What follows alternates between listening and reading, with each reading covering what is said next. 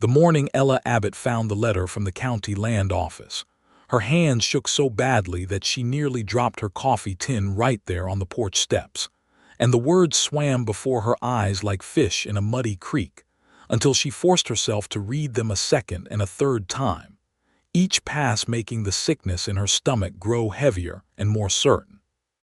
It was the spring of 1883, out in the wide, wind-draped territory of Wyoming, where the land itself seemed to push back against anyone foolish enough to try to hold it. Ella Abbott had been holding on for 2 years now, ever since her husband Robert had been thrown from his horse during a late October storm and never woken up. She was 26 years old, with calloused hands, sun-browned skin, and a stubbornness that her late mother had once called her finest quality and her worst flaw in the very same breath. She ran 40 acres of grazing land on the eastern slope of Powder River Basin, kept a modest herd of cattle, and paid her taxes on time, every single year without fail. The letter told her that an official inspection of her property boundaries was scheduled for the 23rd of the month, a Friday, arriving by government surveyor from Cheyenne. The concern, the letter politely noted, had been raised by a neighboring landowner who questioned whether Ella's eastern fence line was properly maintained and accurately placed according to the original deed. If the fence was found to be in disrepair or improperly situated, the county reserved the right to reassess the boundary designation and open the adjacent 40 acres for competitive claim. Ella read that last part 4 more times. She set her coffee down on the porch railing and looked out across her land. The grass was greening up from the long winter, pale and tentative, not yet the deep full color it would carry by July. Her cattle were grazing in the lower pasture, slow and easy in the early morning quiet, and out there on the eastern edge, barely visible from the porch, was the fence in question. She knew without walking to it what she would find. She had been meaning to repair it since November, when a particularly violent stretch of wind had knocked 2 sections loose and sent 3 of the wooden posts leaning so badly they were nearly resting on the ground. Winter had made repair impossible, and then spring had brought the kind of busyness that swallowed days whole before a person even noticed. Now she had 11 days. She pulled on her work boots and her canvas jacket and walked the full length of the eastern fence line in the cool morning air, and what she found was worse than she had let herself imagine. It was not merely 2 sections. It was the better part of the southern half of that line, nearly a quarter-mile of fence posts rotted at the base, wire rusted and sagging, 3 sections completely down and tangled in the dormant grass like something defeated. It would take days of hard labor to repair it properly. It would take lumber she did not have, and wire she could not afford without dipping into the money she had set aside for the summer feed order. She stood there a long time, her arms folded across her chest, looking at the damage, calculating, and arriving at the same grim answer every time she ran the numbers. She could not do it alone in 11 days. Not properly. Not to the standard a government surveyor would expect. She walked back to the house and made a list of what she needed.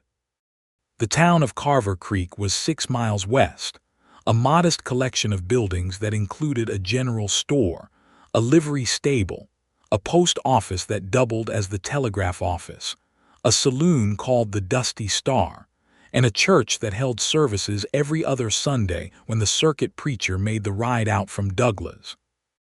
The community was the kind that had formed in the way communities always formed in that part of the territory, by necessity and proximity, people drawn together not by shared history but by shared hardship, which Ella had come to understand was just as binding, sometimes more so. She hitched her old roan mare, Pepper, to the wagon and drove into town the following morning, her list folded in her coat pocket. She bought the lumber from the general store on credit, which the owner, Mr. Haverson, extended to her without fuss, as he had done twice before when the timing of cash was bad and the need was real. She bought a coil of new barbed wire. She bought 20 new fence post caps and a box of heavy nails. She loaded everything into the wagon bed with care and efficiency, and then she allowed herself 5 minutes in the shade of the store's front awning to gather herself, because the weight of what lay ahead was pressing down on her in a way she did not want to show in public. It was during those 5 minutes that Edgar Finley rode past on his big sorrel gelding, Buck, and touched the brim of his hat in her direction. She had seen him before, of course. Carver Creek was not so large a place that a person could be invisible. Edgar Finley had been working for the Harmon Ranch about 3 miles north of her property for a little over a year, one of a crew of 4 cowboys who managed the Harmon cattle operation, while old Clarence Harmon grew older and less able. Edgar was 28, tall in the saddle in the unself-conscious way of men who had simply always ridden horses, with dark hair that curled slightly at the collar of his shirt and eyes the color of weathered denim. He had a reputation in Carver Creek for being quiet, reliable, and decent, which in that town and that time were not small things to be said of a man. He had spoken to her exactly twice before this moment. Once at the general store, when he had held the door open and said something polite about the weather. Once at the church social the previous autumn, where he had passed her the dish of sweet potatoes and asked if she was managing all right on the Abbott place. Both times she had answered briefly and moved away, not from coldness exactly, but from the particular caution of a woman who had learned that people's interest in a widow and her land was not always what it appeared to be on the surface. Now he swung Buck to a stop in front of the general store and climbed down, looping the reins over the rail, and she registered without particularly meaning to that he moved with an economy and ease that was pleasing to watch, as if every action had been distilled down to exactly what was necessary and nothing more. He came up onto the awning's shade and looked at the supplies in her wagon bed with a frank and practical eye. "That is a fair amount of fence material," he said. "It is," she agreed. He looked at her then, not in the appraising way she was accustomed to from men who were tallying up what the Abbott place was worth, but in the straightforward way of someone who was reading a situation and trying to decide something. "Eastern fence line," he said. She frowned slightly. "How would you know that?" "I ride past it sometimes, on the way to check the Harmon North pasture boundary. I noticed it last fall, thought it had been a rough winter season on that stretch." She studied him for a moment, weighing the ease of his tone against her habitual caution. He was not looking at her land the way a man plots. He was looking at her the way a man worries. "I have an inspection on the 23rd, she said, and surprised herself by saying it, because she had not intended to tell anyone in town, not wanting the whole community discussing her vulnerability. Something about his directness had opened a door in her guard before she thought to close it. His expression shifted just slightly, something moving behind his eyes that she could not quite name. "County surveyor?" he asked. "Yes."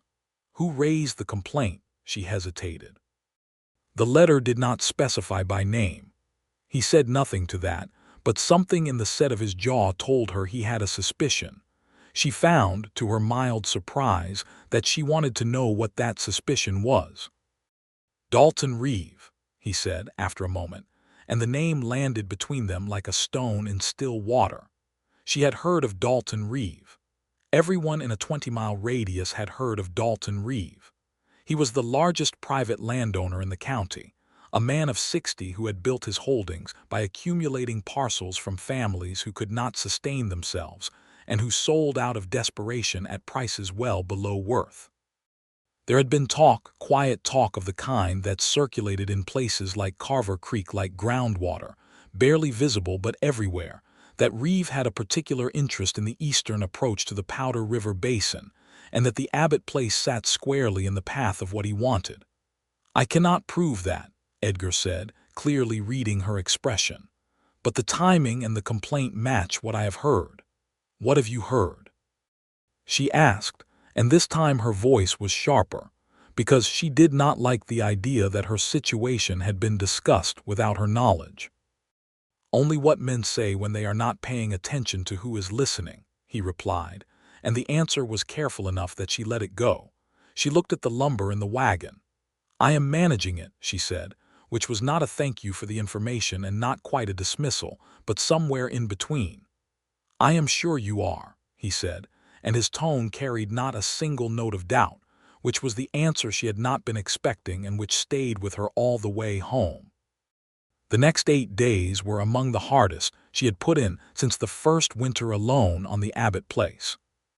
She rose before sunup each morning, ate a cold breakfast standing at the kitchen window, and drove the wagon out to the eastern fence line with the day's materials. She dug post holes in the hard Wyoming ground, her arms aching before noon, her back a long line of protest by midday. She wrestled wire coils into position, stretched them taut with the fence stretcher Robert had left in the barn, nailed them to the new posts with the methodical patience of a person who has no alternative to patience. She repaired 7 sections of fence in those 8 days, working from the north end of the eastern line down toward the south. By the evening of the 8th day, with 2 full days remaining before the inspection, she sat on the wagon's tailgate in the last light of the afternoon and looked at what was left undone, and the arithmetic refused to come out right. There were 3 sections still needing full replacement at the southern end of the line, where the posts were not merely leaning, but rotted entirely through at the ground.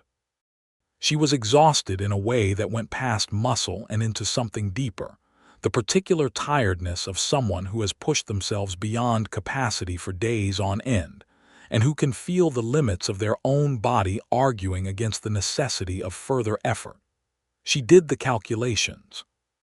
Even if she rose before dawn and worked without stopping until dark on both remaining days, she could not complete those 3 sections properly. The posts needed to be set in the ground and given time to seat. The wire needed to be stretched and secured with care. Rushed work on a fence would show itself to a surveyor's practiced eye immediately. She drove back to the house in the early dark and made herself a simple supper she barely tasted, and she sat at the kitchen table with the county letter in front of her and the lantern burning low, and she faced the possibility that after everything, 2 years of hard work and determination, and making every sacrifice that needed making, Dalton Reeve might win simply because the wind had blown hard last October and she had not gotten to the fence in time. She went to bed, and she did not sleep easily. What she did not know, what she had no way of knowing, was that Edgar Finley had been thinking about her fence for the better part of those same 8 days. He had told himself at first that it was not his business. He was a hired hand on the Harmon ranch, and his time was not his own.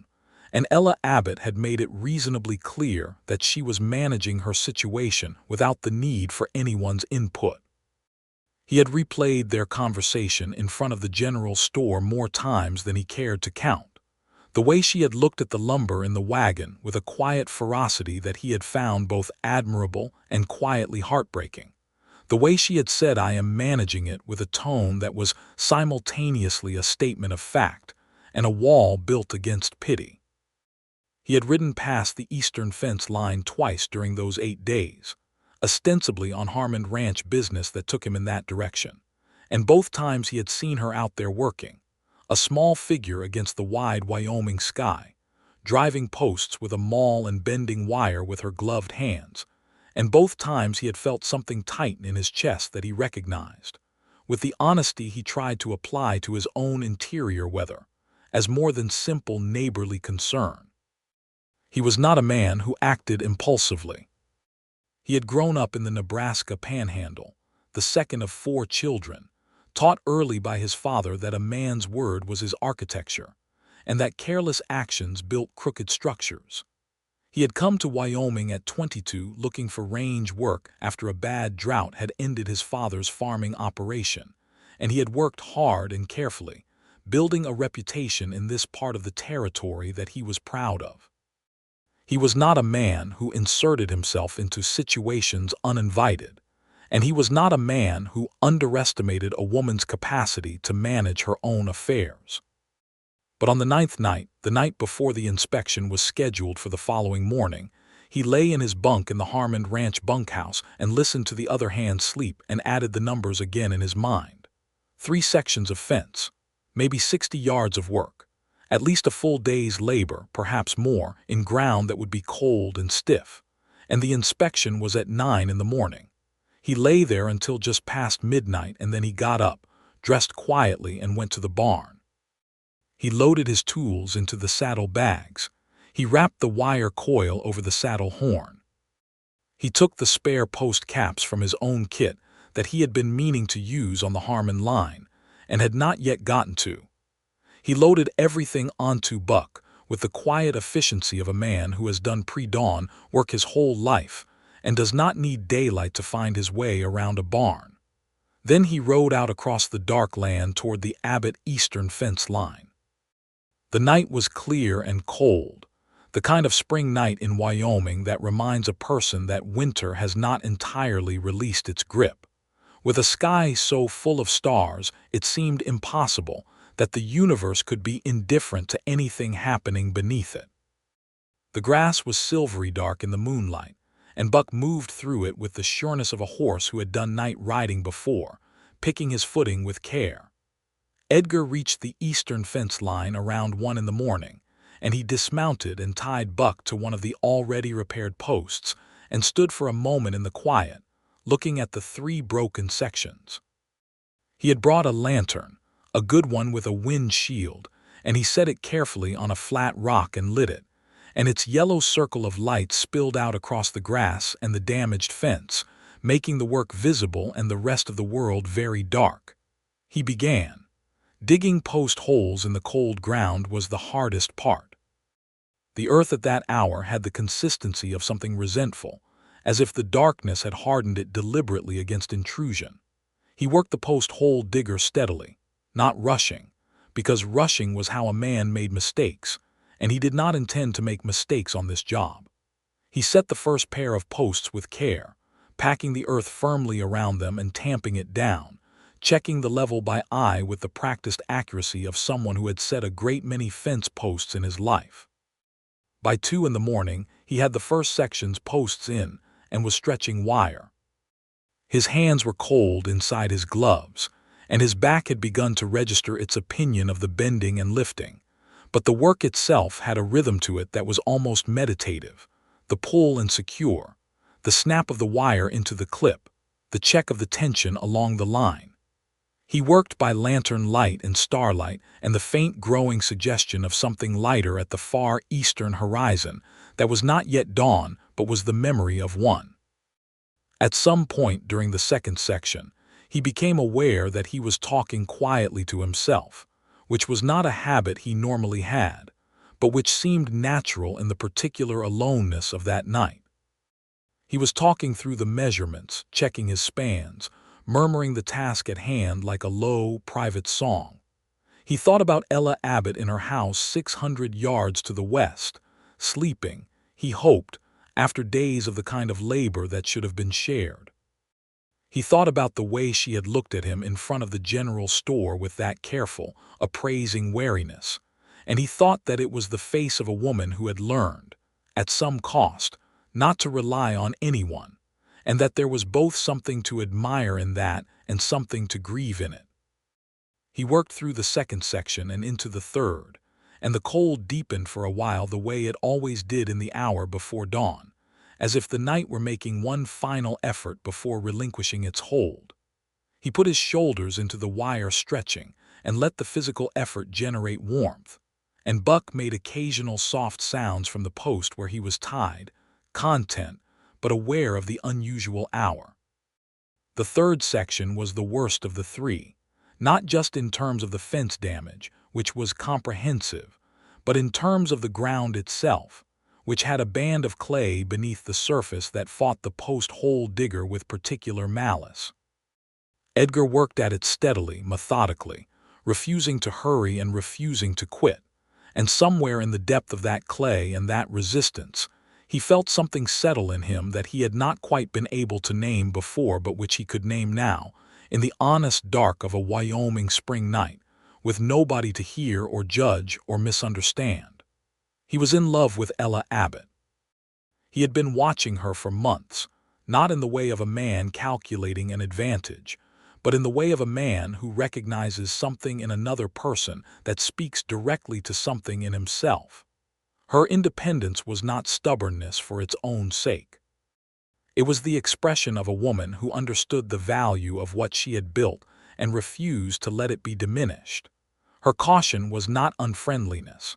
It was the wisdom of someone who had been left alone in a situation that had no room for naive trust. She was the realest person in a 20-mile radius, and the thought of Dalton Reeve taking even 1 acre of her land made something in his chest that was not quite anger but was adjacent to it. Something fierce and defensive and entirely inappropriate given that he had spoken to her perhaps 4 times in his life. He finished the 3rd section as the sky to the east began its first true lightning, the kind that is not the memory of dawn but its actual arrival. He had perhaps 2 hours before the sun cleared the horizon, and the inspection was scheduled for 9. He walked the entire eastern fence line in the growing light, from the north end to the south, checking every section, both his own new work and Ella's work from the preceding days. He tightened 3 clips on her wire that had loosened slightly. He straightened one of her posts that had settled a 1/4 inch out of true. He reset a cap that had come loose from its nail in the cold. Then he stood at the southern corner of the line and looked up the full length of it, and it was good, solid work, the kind that would hold up to any surveyor's scrutiny, the kind that said this fence line belongs here and is properly maintained and has not wavered and will not waver. He gathered his tools in the gray early light and loaded them back onto Buck, careful and quiet. He took the lantern, now extinguished, and hung it from the saddle. He left no sign that he had been there. Nothing to indicate that the work of the night belonged to anyone other than the woman who owned this land. Then he rode back toward the Harmond ranch in the soft pale morning, and he had just enough time to rub down Buck and stow his tools and change his shirt before the day's regular work began, and he told no one. Ella was up at 5:30, as she had been every morning for the past 2 weeks. She made her coffee strong and hot and drank it at the kitchen window, watching the light come up. And she felt in the morning what she had felt the previous night, that particular tired resignation of someone who has done everything they could and has arrived at the limit of what was possible. She pulled on her boots and her jacket and walked out to the eastern fence line to look at what remained to be done, intending to spend the 2 hours before the surveyor's arrival doing what she could, even if it would not be enough. She stopped when she reached the fence. She stood very still for a long moment in the early morning light, not fully understanding what she was seeing. 3 new sections of fence, solidly built, properly tensioned, the posts straight and firm in the ground, the wire stretched to the correct tautness and secured with good clean clips.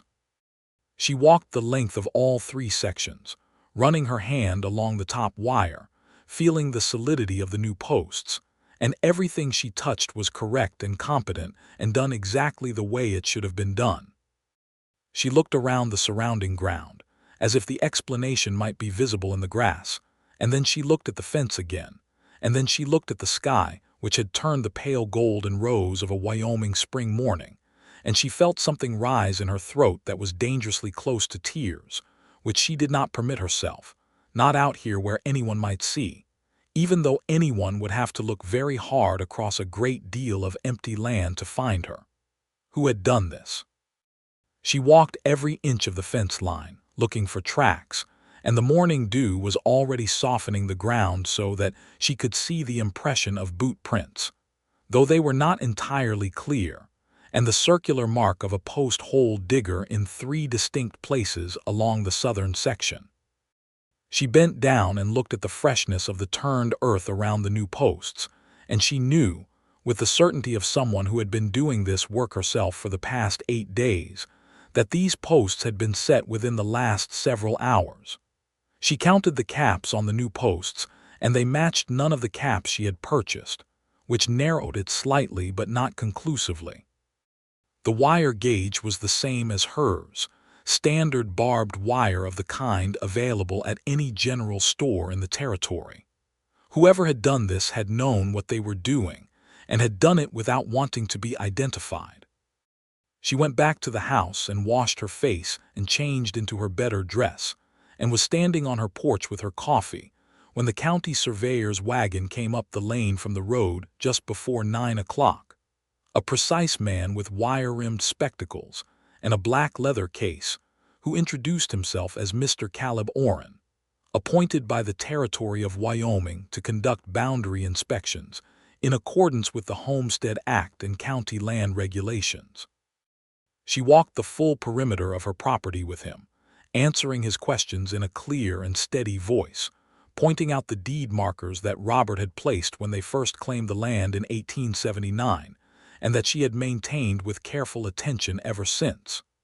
When they reached the eastern fence line, Mr. Orrin spent a considerable amount of time measuring, checking his survey documents, and running his practiced eye along the line from multiple angles. "Your fence is in good order, Mrs. Abbott," he said, finally, in the tone of a man who is also slightly puzzled. "The line is accurate to the deed specifications, and the construction is sound. I have no basis for a boundary concern here."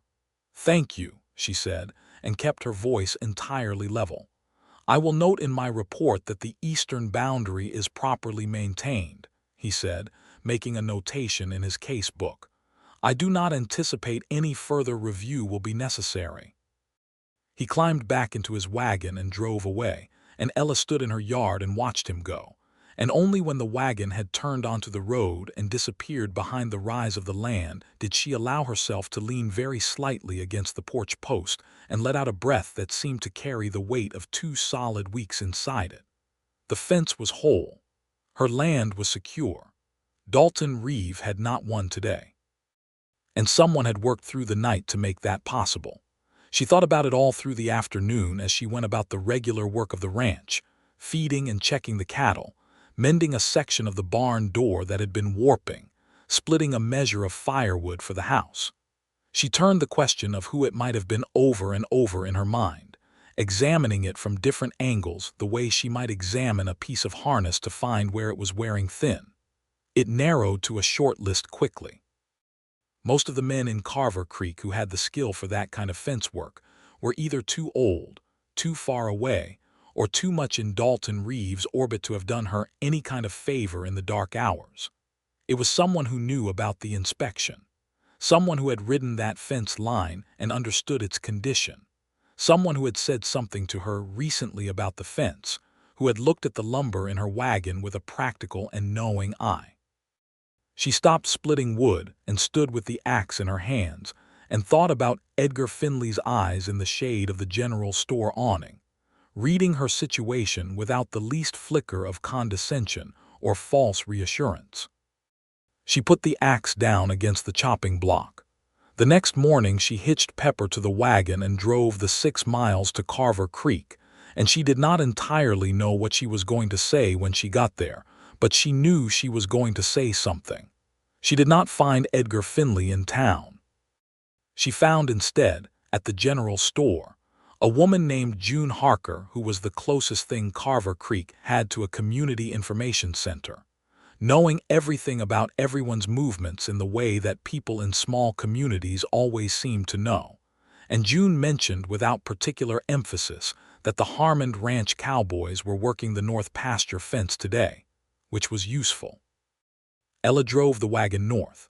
She found the Harmon North pasture without difficulty, having ridden past it enough times, and she found Edgar Finley before she found the others, because he was working alone on a section of the Harmon fence that ran along the roadside, which she took as either coincidence or something more convenient than coincidence. She pulled the wagon to a stop on the road and sat looking at him for a moment before he heard her approach and straightened up from his work and turned. He registered her presence with an expression that moved through several things quickly: surprise, something that might have been wariness, and then a careful settling into the neutral courtesy she had come to associate with him. "Mrs. Abbott," he said. "Mr. Finley," she returned. She climbed down from the wagon without waiting for assistance, because she was not the kind of woman who waited, and she walked to where he was standing with his fence pliers in one hand and a coil of wire in the other. She looked at his hands, and what she saw there made her pause. His palms were marked with the particular kind of abrasion that came from extended wire work in cold conditions. The small cuts and raw patches that barbed wire left on even the most experienced hands, and they looked fresh, still at that stage where they were a day or two from fully healing. She looked at his face, and he looked back at her with an expression that was composed and gave nothing away, but something behind his eyes was very alert and very careful, and she thought that, for a man who was presumably innocent of any particular accusation, he was holding himself with the stillness of someone who has decided in advance how to respond to a question he expected would eventually arrive. "The surveyor came yesterday morning," she said. "I heard," he said. "I hope it went well." It did. "He found the eastern fence line in good order." "That is good news," he said, and his voice was perfectly measured, and she looked at his hands again and then back at his face. "Mr. Finley," she said, and something in her tone changed, went quieter and more direct. "Those 3 southern sections of my eastern fence were not done when I walked that line at sunset the night before the inspection." He said nothing. "The post holes were fresh dug when I found them in the morning. The caps were not mine.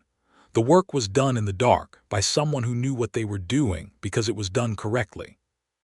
He still said nothing, but something had shifted in his expression, a slight change in the set of his mouth, something that might have been the early warning of a complicated emotion making its way to the surface.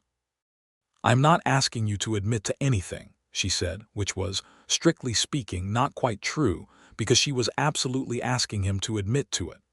"I'm trying to understand what happened."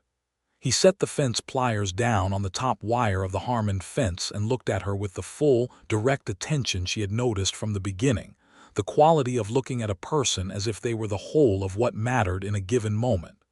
"Your fence needed to be repaired," he said. "That is not an answer." "It is the only answer that matters," he said, and there was something very quiet and very firm in it, not evasive, but as if he had made a decision about what he was and was not willing to claim out loud. She looked at him for a long time. The Wyoming wind moved through the pale spring grass around them, and somewhere above the pasture a meadowlark was singing with the particular insistence of meadowlarks, which are among the most emphatic birds in the territory. The sky was the kind of blue that happened in May in Wyoming, deep and cloudless and convincingly permanent. "You could have lost sleep over a fence that was not your concern," she said. "I had sleep to spare," he said, which she strongly doubted based on what she could read in the lines of his face. "You could have told me you were going to do it." "You would not have let me," he said simply, and this was so precisely accurate that she felt a warmth move up from somewhere in the center of her chest that she did not have an immediate name for. "No," she agreed after a moment. "I probably would not have." Something relaxed very slightly in his expression, as if he had been prepared for a different kind of response and was adjusting to this one. "Thank you," she said, and the words cost her nothing to say, which surprised her, because she had been half afraid they would, because gratitude of this depth to another person felt like giving something up, felt like acknowledging a kind of need she had been trying to argue herself out of for 2 years. "It was a good fence line when I was done," he said, and the small note of satisfaction in his voice was so genuine and so understated that she found herself smiling before she quite knew she was doing it. He looked at her smile with an expression she could not immediately categorize, and then looked away at the middle distance, across the Harmon pasture and the hills beyond, and there was something in his profile in that moment, the set of jaw and brow, the quality of a man who is carrying more than he is saying, that was suddenly and completely interesting to her in a way that had not been true before, or that she had not previously allowed to be true.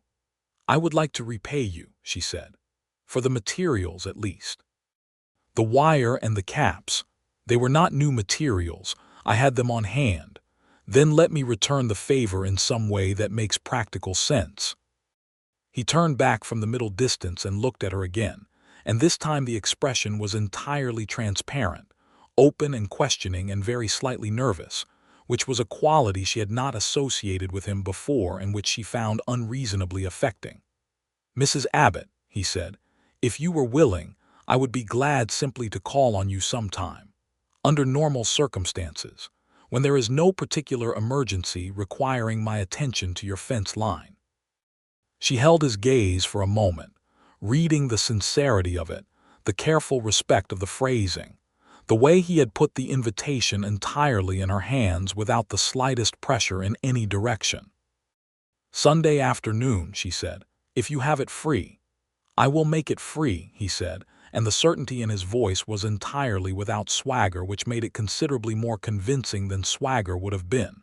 She climbed back into the wagon and collected the reins. "Edgar," she said, and the use of his first name surprised them both. She could see it move across his face.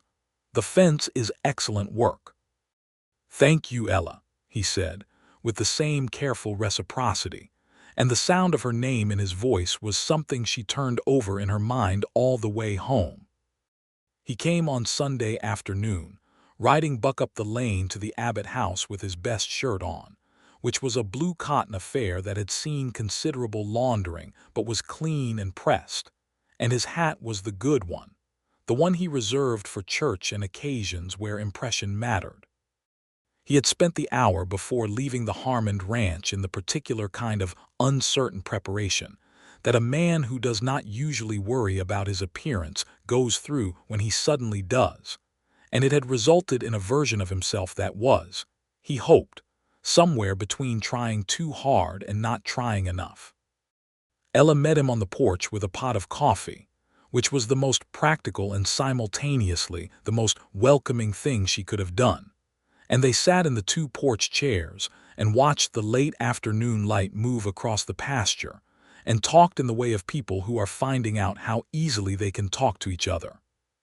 She told him about the Abbott ranch's beginning, how she and Robert had come out from Ohio in 1878, how the first winter had been savage, and how they had endured it by a combination of preparation and pure stubbornness, how she had fallen in love with Wyoming in the way you fall in love with something that has tried to kill you, with a mixture of respect and defiance, and something that was eventually indistinguishable from belonging.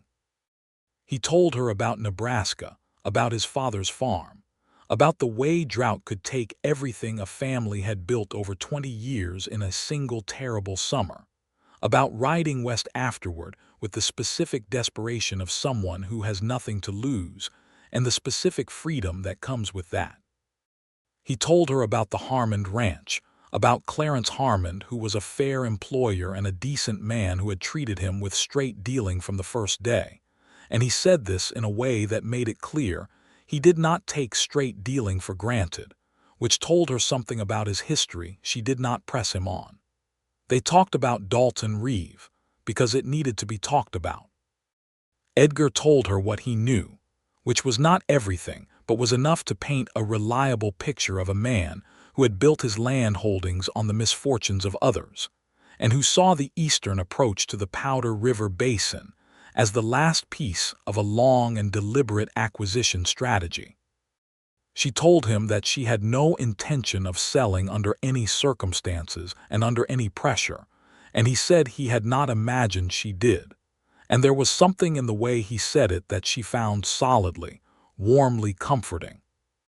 He stayed until the light went gold and long, and the evening star appeared above the western ridge, and then he stood and said he had better get back before dark, and she said she was glad he had come, and he said he was glad she had allowed it, and neither of them said anything more elaborate than that, but neither of them needed to.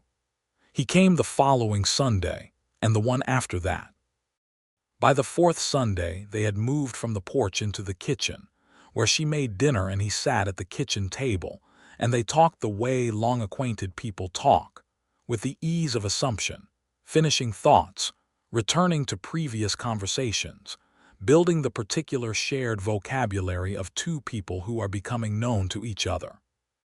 He told her about the book he was currently reading, a battered copy of a Dickens novel that he had borrowed from the Douglas Lending Library and been carrying for weeks, and she told him she had read the same book in Ohio before she was married, and had thought the ending was more hopeful than people generally gave it credit for, and the discussion that followed covered enough ground and took enough turns that the dinner she had made was half cold before they ate it. He fixed the warping barn door for her, because he noticed it on the third visit and asked if he could look at it.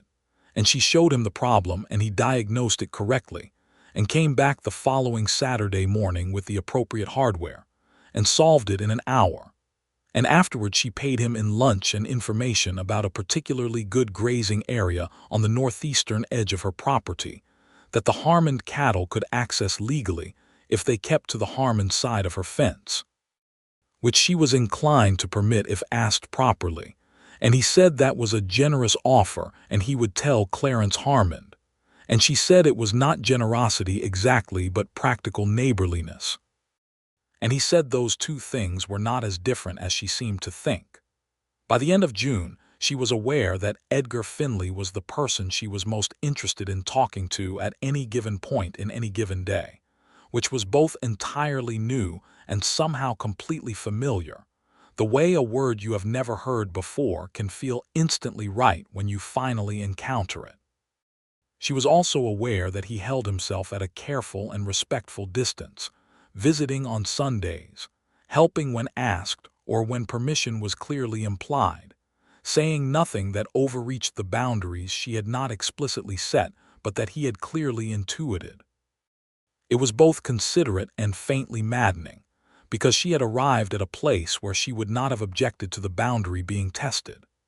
It was on a Wednesday evening in late June, when he had ridden over not on a Sunday because there was a break in the lower section of the shared boundary fence between her property and the Harmon land, and he had come to tell her, and to suggest they address it together to ensure it was done correctly, that things shifted.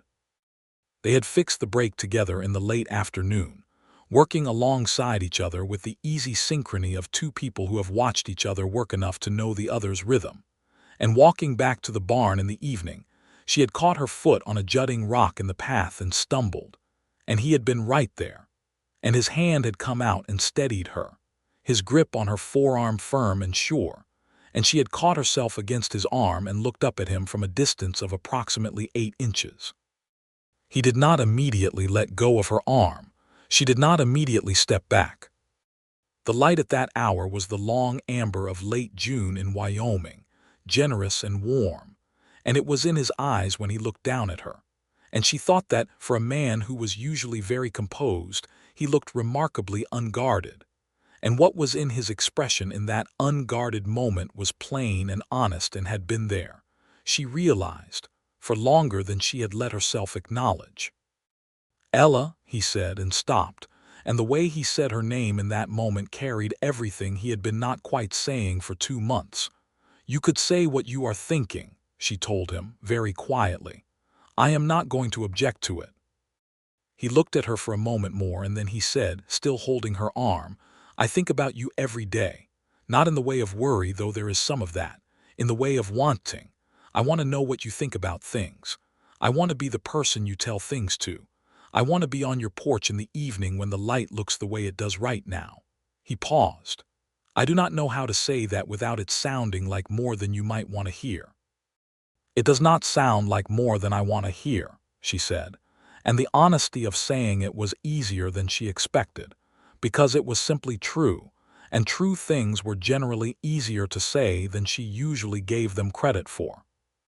He kissed her then, not impulsively but with the same careful intention he brought to everything, his hand still on her arm and his other hand finding her face with a gentleness that was not tentative but was precise, the gesture of someone who had thought about this and meant it fully, and she kissed him back with an equal deliberateness and an equal fullness, and the Wyoming evening wrapped around them both like it was the most natural thing in the territory. She told him about the fence that night. Not the fence itself, but what it had meant, how she had walked out in the early morning before the inspection not knowing whether everything would fall apart, and how finding it whole and properly done had been the first time in 2 years that she had felt genuinely supported by another person, not out of obligation or strategy or the specific complicated pity that men sometimes extended to widows, but freely and in secret and without any expectation of return. "That is what made me look at you differently," she said. "I had already noticed you, but after the fence I could not stop thinking about who would do that and why." "And what did you conclude?" he asked. "I concluded that you were either very kind or very foolish, and I was not sure which, and I wanted to find out." He laughed at that, a full and genuine laugh, the first time she had heard him laugh entirely without reserve, and it was a very good sound, warm and unhurried, and she thought she would like to hear it regularly for a very long time. The summer moved forward in the way that Wyoming summers do, brilliantly and briefly, as if the land is aware of its own beauty and in a hurry to show it before the cold returns. Edgar came to the Abbott Ranch on Sundays and most Saturday afternoons, and occasionally on Wednesday evenings when the Harmon work ended early, and the time they spent together began to take on the comfortable weight of something that was building toward permanence, though neither of them said so directly for a while, because there were still things to negotiate and to understand. The matter of Dalton Reeve resolved itself, not dramatically but conclusively, when Reeve made a formal offer to purchase the Abbott place in July, delivered through his lawyer in Douglas in a letter that was phrased with the kind of careful courtesy that is the form taken by aggressive intent when it is trying not to look like what it is. The offer was below market value for the land and the herd combined, and the letter mentioned, in a paragraph near the end that was trying very hard to seem incidental, that the region's water rights were under review and that small independent operations might find it increasingly difficult to sustain themselves in the coming years. Ella read the letter at the kitchen table and then read it again, and then wrote her response in the clear, direct penmanship she had practiced since childhood, a single paragraph that declined the offer entirely, and noted that the Abbott Ranch was not for sale at any price under any circumstances, and that she would appreciate no further correspondence on the subject. She showed both letters to Edgar, and he read them carefully and handed them back and said, "He will not like that answer." "I know," she said. "I do not particularly care what he likes. Are you concerned about what he might do in response?" She thought about it honestly. "I think a man like Reeve works within the law mostly, because going outside it is too risky to his larger interests. He will find other angles, but I am not easy to pressure, and he should have learned that from the inspection." Edgar nodded slowly. "There is also the fact that you are not entirely alone anymore," he said, and there was a question very quietly inside the statement, the kind of question that was asking her to confirm something without making her feel obligated to confirm it. She looked at him across the kitchen table. "No," she said, "I am not." He reached across the table and covered her hand with his, and they stayed like that for a while in the late afternoon quiet of the kitchen, and outside the window the Abbott land stretched out gold and green, and entirely hers under the Wyoming sky. In August, Clarence Harmon called Edgar in for a conversation that Edgar had been half expecting. Clarence was 71 now, moving slowly, his joints troubled by years of Wyoming winters, and he sat behind the desk in his study and looked at Edgar with the direct and unsentimental gaze of an old man who has made a decision. "I am thinking about the future of this ranch," Clarence said. "My son in Denver has no interest in coming back. My daughter is settled in Laramie.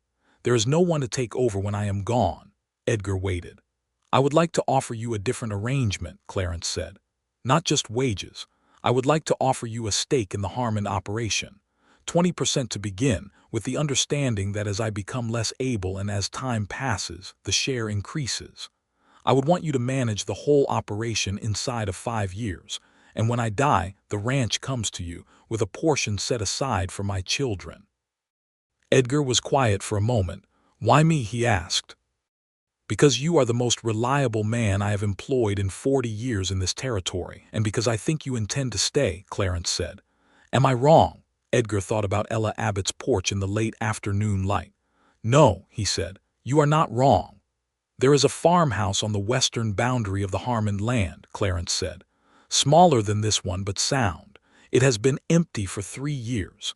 If your circumstances were to change, it would accommodate a family. Edgar looked at the old man steadily. "You are aware of my circumstances," he said.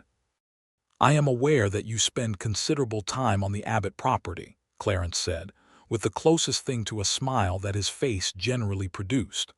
"I am not unaware of things, Edgar, even when I am moving slowly." Edgar accepted the arrangement, and he shook Clarence Harmon's hand with the seriousness the moment deserved, and then he rode to the Abbott ranch and told Ella everything. She listened to the whole story without interrupting, which was a habit she had when she wanted to understand something fully before she responded, and when he was done she said, "That is a good situation. Clarence Harmon is an honorable man, and that arrangement is fair." "It means I would be staying," he said, "permanently, with a stake in the land and eventually a house." "I heard that part," she said. "I am telling you because it changes what I would like to say to you," he said. "I did not feel right asking you certain things when I was simply a hired hand with wages and a bunk." She looked at him with the clear and level gaze that he had come to think of as one of the most honest expressions he had ever seen on a human face. "Edgar," she said, "what is it you would like to say?" He had prepared for this conversation in the way he prepared for all important conversations, which was by deciding what was true and then saying it without elaboration. "I love you," he said. "I would like to marry you if you would have me. I am not asking you to give up anything. Not the Abbott Ranch, not your independence, not any part of what you have built. I am asking if we could build something larger and if you would let me be part of your life in the permanent sense." She was quiet for a moment, and he watched her face, which was not unreadable to him anymore, because he had spent months learning its language, and what he read there now was not hesitation, but the particular stillness of a person who is feeling something very large and allowing themselves to feel it fully before they speak. "Yes," she said, "I would like that very much." They married in October, when the Wyoming aspens had gone gold and the air had the sharp clarity that came with fall, in the Carver Creek Church on a regular Sunday when the circuit preacher happened to be there, which Ella had arranged by writing to the preacher 3 weeks in advance, and which Edgar had not known about until she told him, which he found entirely characteristic of her and entirely wonderful.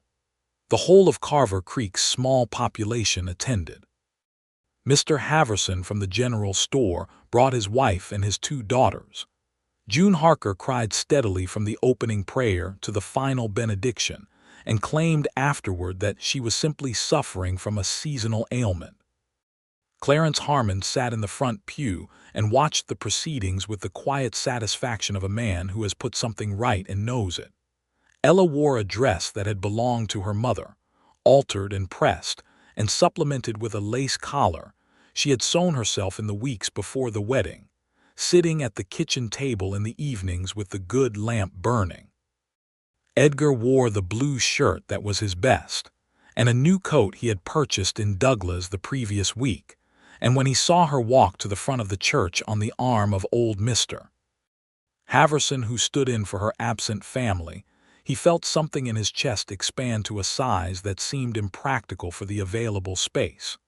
He told her she was beautiful, and she told him he cleaned up very well, and both statements were true and neither of them were the whole of what either of them meant, which was also entirely characteristic of both of them and entirely right. They settled into the practicalities of their joined life, with the efficiency of 2 people who have been managing difficult logistics for long enough that combining households does not intimidate them. Edgar moved into the Abbott Ranch house, which was larger and better established than the Harmon farmhouse on the western boundary, and they agreed that the Harmon farmhouse could be used for additional hands when the operation expanded. He continued to manage the Harmon cattle operation, riding out each morning and returning each evening, and she continued to run the Abbott Ranch, and the 2 operations began to develop a practical cooperation that benefited both without either absorbing the other. Edgar's stake in the Harmon operation grew, as Clarence had promised, as the old man's health limited his direct involvement in the daily management. Clarence remained sharp and engaged at the level of decision-making, and was content to leave the physical work to Edgar and the crew. And Edgar proved reliable enough in that expanded role that Clarence began including him in the longer conversations about the land's future, about water rights and grazing rotation, and the larger forces moving through the territory as the open-range era began to feel its own ending.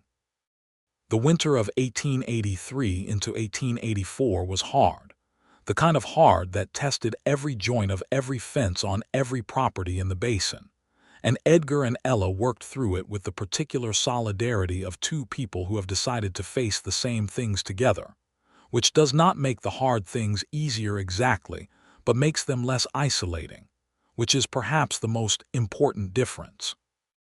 They kept the Abbott herd through the winter with one loss, a calf that had come early and weak and did not make it past February, and they kept the Harmond cattle with losses that were below the territory average for a winter of that severity. And in the spring, they counted what they had, and it was enough and more than enough. In the spring of 1884, Ella told Edgar one morning at the breakfast table, in the matter-of-fact tone she used for important things, because she had found that important things said in a plain voice were received more fully than important things said dramatically, that they were going to have a child.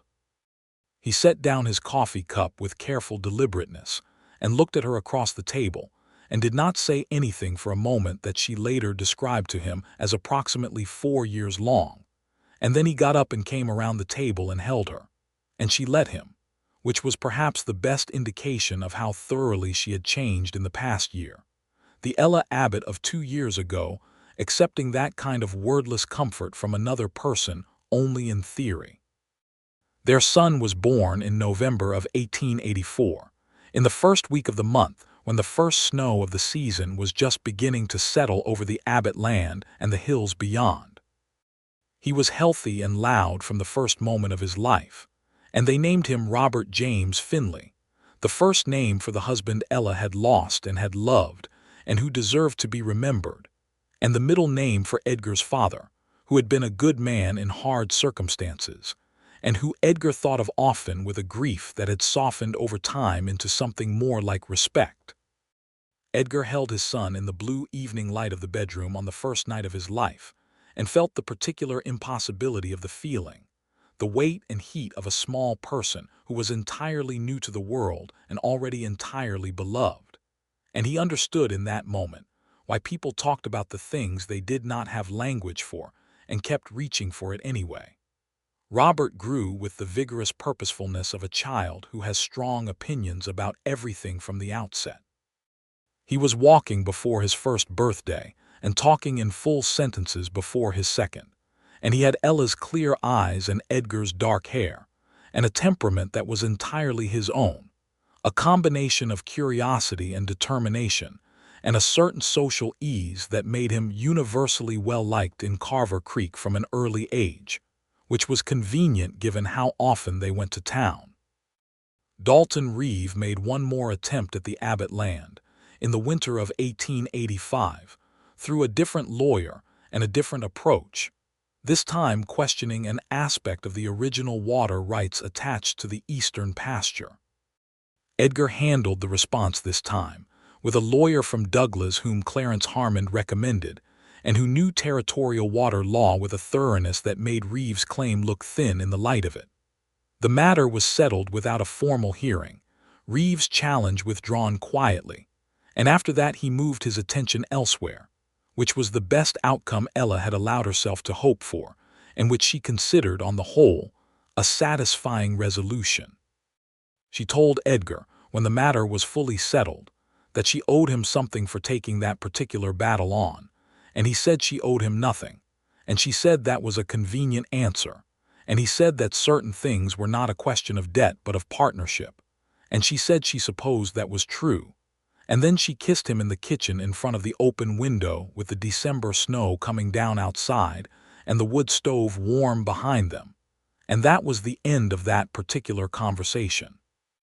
Clarence Harmond died in February of 1886, peacefully, in his own bed, in the way that good and tired men deserve to die. He left the Harmon ranch to Edgar according to the arrangement they had made, with portions set aside for his children in Denver and Laramie, who received their inheritances with a grace that spoke well of how Clarence had raised them.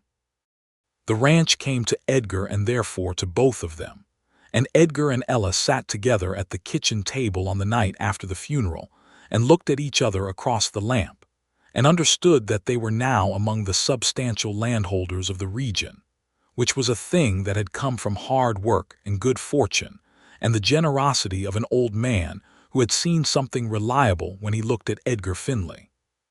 "We should rename the combined operation," Ella said. "What would you call it?" he asked. "Finley Abbott," she said. "Both names, it matters." He looked at her with the expression that was specifically his at moments of deep and uncomplicated happiness, a kind of settled warmth that showed itself primarily in his eyes, and said, "Finley Abbott it is." They spent the summer of 1886 consolidating the two operations, making decisions about grazing rotation and fence maintenance. And the crew, which grew to 6 hands on the combined property, and which Edgar managed with the same straightforward fairness that Clarence had shown him and that he had determined to perpetuate. The farmhouse on the Harmon western boundary was repaired and expanded to serve as a proper foreman's residence, and they hired a foreman named Archie Walsh, who had ridden up from Colorado looking for work, and who proved himself in the first month to be exactly what he claimed to be, which was a skilled cattleman with good judgment. Ella took on the bookkeeping for the combined operation, because she had always managed her own accounts with precision, and because numbers were a language she spoke fluently. And she did this at the kitchen table each evening after Robert was asleep, working through the ledgers with the focused attention that Edgar associated specifically with her when she was doing something she was genuinely good at. He would sit across the table reading his Dickens novel or the territorial newspaper or one of the almanacs he had begun collecting, and the evenings were full of a comfortable and contented quiet that he had not known he was capable of inhabiting until now. In the summer of 1887, Ella told Edgar at breakfast that there would be another child, and this time he did not wait 4 years to respond, but reached across the table immediately and held her hand, and she looked at him with the clear directness that still, after 4 years of marriage, managed to make him feel as if she was seeing something specifically true about him that he was grateful to have seen. Their second child was born in March of 1888, a daughter they named Clara Mee Finley, after Edgar's mother and Ella's grandmother, an arrangement that had been negotiated with characteristic practicality over the preceding months. Clara came into the world with considerably more volume than her brother had, and made it immediately clear that the house would not be quiet again for some time, which proved to be accurate. Robert, who was 3 years old when his sister arrived, regarded her with an initial suspicion that transitioned over the following months into a devoted protectiveness that was both touching and occasionally excessive, as when he attempted to bark at the neighbor's dog that came too near her on the porch, producing a sound that frightened neither the dog nor Clara, but that startled Ella and Edgar considerably. The late 1880s brought change to the territory the way they brought it everywhere in that era, not as a single event, but as a slow accumulation of pressures and shifts that reshaped the landscape of possibility. The open range was contracting as more fences went up and more families took claims. The cattle market went through cycles of boom and difficulty that required careful management to navigate without losing ground. The railroad was extending its reach, changing how cattle were moved and what the economics of ranching looked like over the longer term. Edgar and Ella navigated these changes with the complementary strengths of two people who had built a genuine partnership, she with the financial precision and the stubborn commitment to sustainability, he with the practical knowledge of the land and the cattle and the instinct for which decisions were worth the risk they represented. They disagreed sometimes, in the full and direct way of people who respect each other enough not to manage conflict by avoiding it, and they resolved disagreements in the kitchen, usually over coffee, usually by the method of each person making their best case, and then listening honestly to the other's best case until the right answer became visible. The Finley Abbott Ranch became one of the stable and well-regarded operations in the Powder River Basin through the early 1890s, not the largest but solid and consistently profitable, known for good cattle and a fair deal, and a reliability of operation that attracted good people to work there. Archie Walsh stayed on as foreman for 7 years, and then moved to Montana to try his own hand at a small claim, and they hired a new foreman named Pete Galloway, who was 23 and eager, and made every mistake in the first month and none of them in the second, and whom Edgar regarded with an affectionate recognition. He could not entirely explain until Ella pointed out, with some amusement, that Pete Galloway reminded him of himself at 22. Robert grew up on the land with the absorption of a child who has always known exactly where he belongs. He rode before he was 5, walked fence lines with his father before he was 7, and was doing real work, not token work, by the time he was 10, the kind of work that needed to be done right and that he generally did right.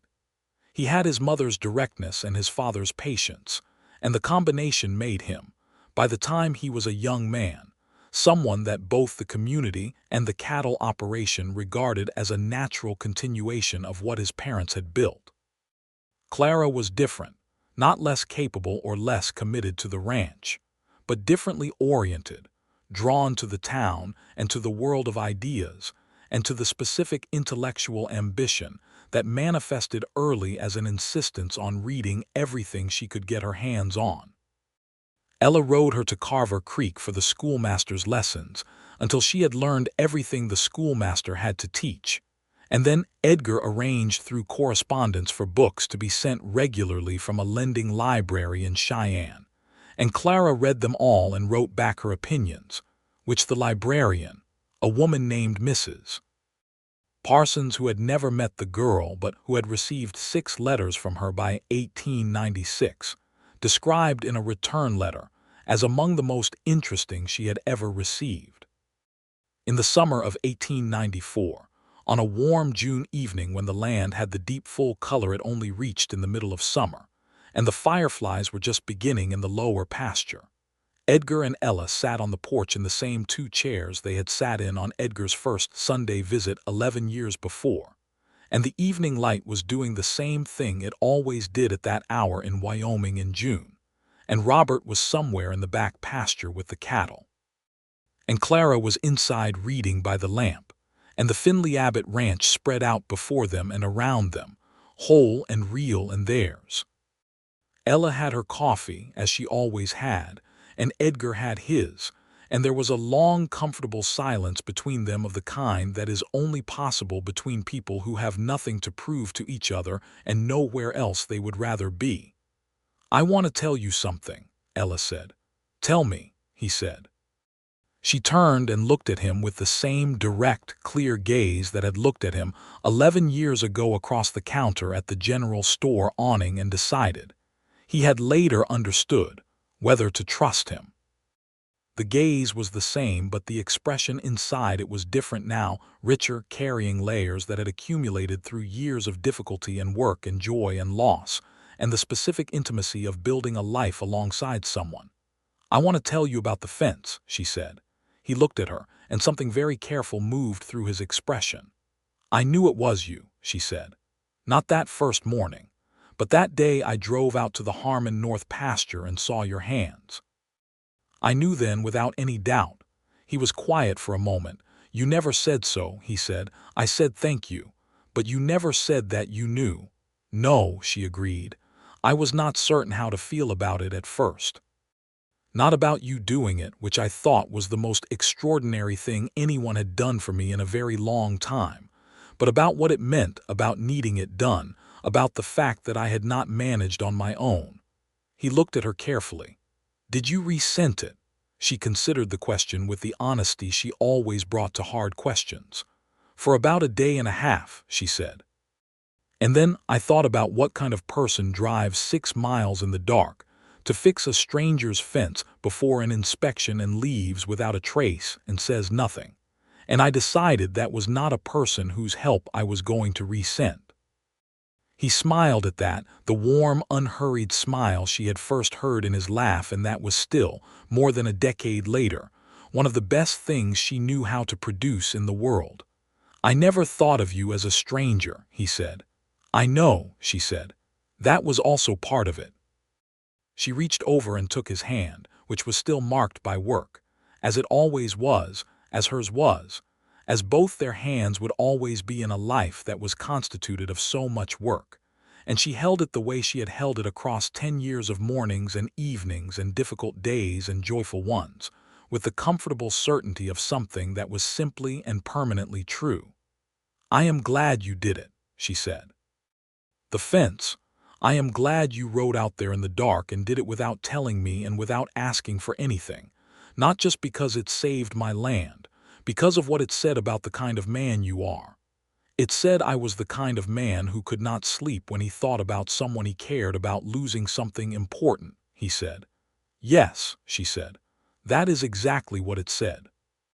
Above the western ridge, the first stars were beginning to appear, pale and tentative, and then one by one more certain, in the deep blue that preceded the full dark of a Wyoming summer evening, and the meadowlarks in the lower pasture were doing their emphatic end-of-day singing. And inside the house, Clara was turning a page with the particular soft sound of someone deeply absorbed in a story. And somewhere in the back pasture Robert was with the cattle in the last light of the long summer day.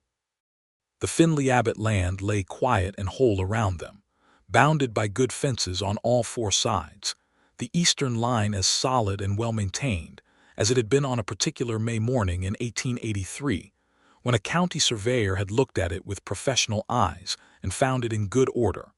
And no one had ever known whose hands had made it so in the cold hours before dawn, and both of them knew now. And the knowing sat between them on the porch in the evening like something warm and permanent. A thing that had been true all along, and that had simply been waiting for its time to be spoken. It had been, by any measure, a very good fence. The years moved forward with the grace of things that have found their proper shape, each one different from the last in the particular way that seasons are different within the familiarity of the pattern they make. By the close of the 1890s, the territory of Wyoming had become a state, statehood having arrived in 1890, with the weight and meaning of an official recognition that something established and enduring had taken root in this land that had once seemed to resist everything and everyone who tried to hold it. Robert Finley, at 15, was unmistakably his father's son in everything related to the land, but he had also inherited from his mother a particular kind of ambition that went beyond the next season's cattle numbers, a vision for what the Finley Abbott operation could become if managed with intelligence over the long term. He spent his evenings reading the agricultural publications that Edgar had begun subscribing to, studying new grazing methods and cattle breeding advancements and market analyses, with the focused appetite of a young person who has found the thing he was built to think about. Edgar watched his son's development with a quiet pride that he mostly expressed through practical engagement, asking questions, listening to Robert's reasoning, occasionally pushing back in the way that teaches a young mind to defend and refine what it believes. Clara, at 11, had announced with characteristic directness that she intended to become a teacher, and she pursued this ambition with the same thoroughness she brought to everything, reading pedagogy texts and practicing lessons on whoever would sit still for them, which in the Finley Abbott household included her parents, both of whom submitted to instruction in subjects they already knew with more grace than strictly necessary, because they recognized that what mattered was not the lesson, but the practice of teaching it. The Carver Creek School had expanded by this time to a proper 2-room schoolhouse with a full-time teacher, a young man named Mr. Beckett, who had come down from Laramie, and who recognized Clara Finley's intellectual capability in the first week of the school year, and thereafter treated her accordingly, giving her advanced materials and responsibilities that suited what she could actually do rather than what her age would conventionally suggest was appropriate. Ella continued to run the books for the Finley Abbott operation with the precision that had made them financially sound through multiple difficult stretches, and she had developed over the years a particular expertise in the legal and administrative aspects of land management, water rights, grazing leases, and boundary agreements that made her an informal resource for several neighboring families who came to her when they encountered the kind of paperwork and legal complexity that was increasingly a part of ranching life as the territory matured into statehood.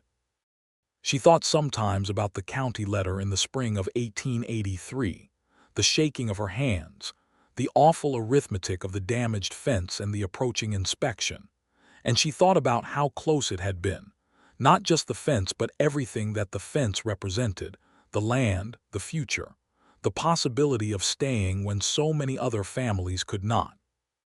And she thought about the particular grace of what had happened, that the thing which might have broken her had instead brought her to the person who would be beside her for the rest of her life. It was not a thing she had expected or planned for, or even, in those dark weeks before the inspection, allowed herself to need. It had simply arrived, as the best things sometimes did, in the dark and without announcement, solid and correctly done and asking nothing. On a Sunday evening in October of 1897, when Wyoming's aspens had gone gold again the way they did every year in that particular slant of autumn light, Ella and Edgar walked the eastern fence line together, as they did every fall in the month before winter set in, checking the posts and the wire and the caps, making note of what needed attention before the cold made work on it impossible. The fence was good. It was always good now. Edgar maintained it with the same attentiveness he brought to all the critical structures of the place, twice yearly inspection, repairs made immediately when anything showed wear, the particular care of someone who understands that the integrity of the boundary is the foundation everything else rests upon. They walked it from the north corner to the south, their breath visible in the cold October air. The grass around them faded to the pale gold of late season, and at the southern end they stopped and looked up the full length of the line, the way Edgar had stood alone in the first gray light of a May morning 14 years ago and looked at the same view and felt the particular satisfaction of work done right. "It is a good fence," Ella said. "It has always been a good fence," he said. She looked at him with the warmth that lived in her expression now so comfortably that it was simply there, constant as the land around them. "Edgar," she said. "Ella," he said back, which was a small private exchange they had conducted countless times over the years, the two names together a kind of shorthand for everything neither of them could entirely say. He put his arm around her shoulders as they turned back toward the house, where the lamp was burning in the kitchen window, and inside Clara was reading and Robert was probably drawing range maps at the table with the same graph paper his mother used for the accounts, and the smoke from the chimney was moving in the still cold air above the roof in the blue October evening. The Abbott place, the Finley Abbott place, the home that had been almost lost and had been saved in the dark hours before a May morning by a man who could not sleep for caring, lay whole and enduring around them, its fences sound, its cattle settled in the lower pasture, its land theirs in every sense that the word could carry. They walked home together in the last of the autumn light, and the evening star rose above the ridge and the stars after it, and the Wyoming night came on quiet and deep and full of the familiar dark, and in the morning they would rise before sunup and begin the work again, and the work was good, and the life was good, and it was enough. It was more than enough. It was everything.